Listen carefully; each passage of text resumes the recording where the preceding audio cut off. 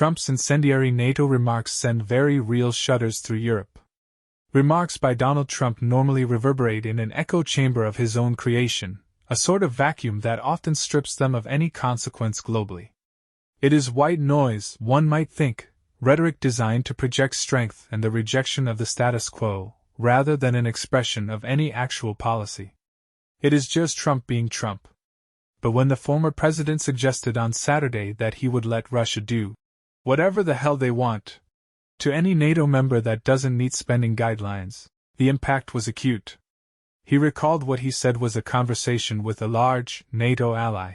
It was unclear who he was referring to or when the conversation took place, which, according to his telling, had declined to spend the 2% recommended equivalent of their GDP on defense, but nevertheless wanted assurances from the US that they would be protected if Russia attacked. Trump said he would not give such an assurance, as the ally was delinquent, and Russian President Vladimir Putin should feel free to have his way. Trump's opinion of NATO has been known for years.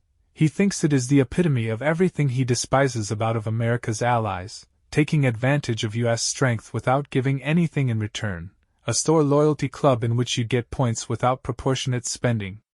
As with much foreign policy, the Republican frontrunner radically misunderstood the nature and purpose of this relationship. NATO is not an alliance based on dues. It is the largest military bloc in history, formed to face down the Soviet threat, based on the collective defense that an attack on one is an attack on all, a principle enshrined in Article 5 of NATO's founding treaty. Its purpose which suits the US profoundly, the White House invoked Article 5 after September 11th. And since NATO's creation, US might has been often packaged globally as the expression of a dozen-strong consensus. NATO helps bolster the US's ebbing position as the sole hyperpower. Strip away this vast alliance, and its diplomatic and economic might, and the US looks quite lonely on the world stage. In short, the US will almost certainly always spend much more than anyone else on its military, regardless of its allies. NATO gives it a global bedrock of legitimacy, support for the dollar, and the post-Soviet hegemony it thrives upon. Saturday's misunderstanding considered, Trump's comments come at a devastatingly bad time for Europe. The rogue rump of the GOP which supports him is persistently trying to derail vital aid to Ukraine. If the desired $60 billion does not arrive, or is delayed much longer, it will have an irrevocably detrimental impact on Ukraine's practical defenses at the front lines, political cohesion in Kiev, and nationwide morale. Damage is already being done. And it is Putin who benefits. It is still a mystery as to why Trump feels so inexplicably bound to Putin, and wedded to his flattery, or even success. It is a riddle we may only understand in the fullness of time.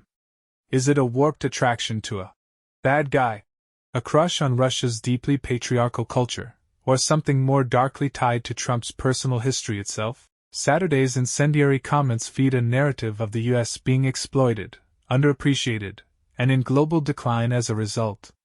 Trump's GOP feeds on this, perhaps unaware it is a self-fulfilling loop of grievance.